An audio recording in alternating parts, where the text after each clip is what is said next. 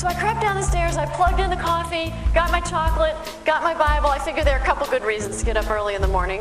Coffee, chocolate, and God. Not maybe in that order, but so I got my Bible and I got my notebook because I'm thinking I'm going to record these great, profound things that God says to me.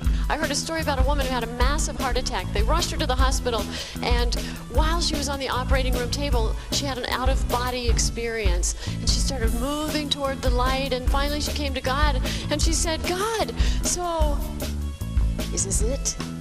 Is this my time?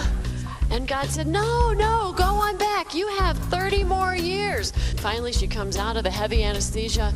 She thinks, well, shoot, if I'm going to be here for a long time, I might as well make the most of it. So she had a tummy tuck, a little bit of liposuction and augmentation, got her facelift and a new hair thing going. Well, the time she left that hospital, she had a new heart and she looked good. After I came to know the Lord in college, I got out of college and got married, went to seminary, ended up out in the middle of nowhere, and I got one of those one-year Bibles, you know, one of those kind that you read through the Bible in a whole year. And that was just great. It was so good. And it's fabulous if you're legalistic, like I am. I have to read this every single day, and if I'm a week behind, then I have to catch up. And here it is, December 25th, and you're 36 books behind. And he said, good morning, and I started to be nice, but then I saw in his hand a piece of paper. And he said, hon, when you go to the store, could you just pick up, and I don't know what it was probably like grape juice for communion, and just as an aside, I like buying grape juice for communion.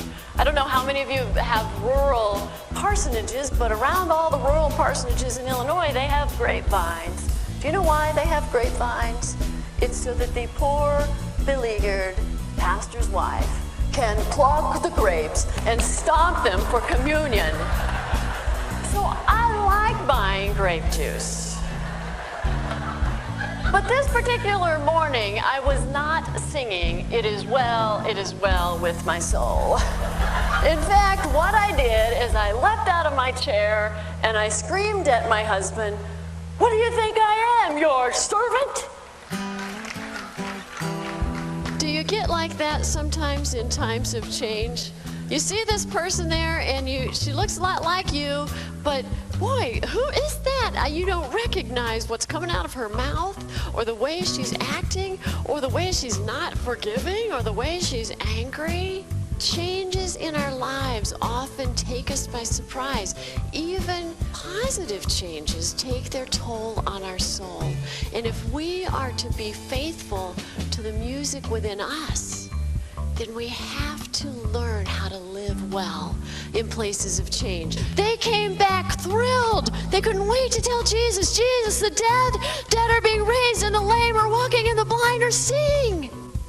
Now, if I were the minister of evangelism, I would be saying, oh, whoa, the surf's up. Let's ride. What, you're tired? You've been on the road all this time? Well, that's okay. God is able. Let's go. But do you know what Jesus said? He said in Mark 6:31, come away with me by yourselves to a quiet place and get some rest.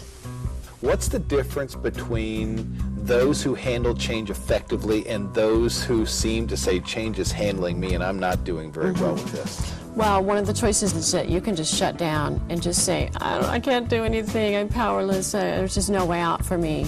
And then you just kind of wither and you die there in the desert. And we have to come to the place where we say, okay, here are my options. I can feel my feelings. I can choose to wait for God to find me in the dark. I can choose to feed my soul in the middle of this desert, right, which is one of the things we forget about, especially, you know, you're doing hospital runs, you're taking care of a sick in-law, you have a prodigal child who you're obsessing about.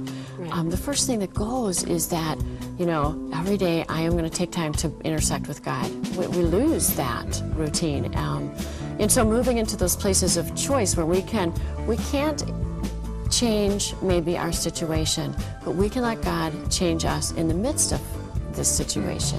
And I think that's one of the points of it. What I want to do is to honor the pain that they're in and to to just love them and accept them in that place, to let them cry, let them be messy, let them be angry, whatever they need to do, I'll be there with them for that. I'll pray for them.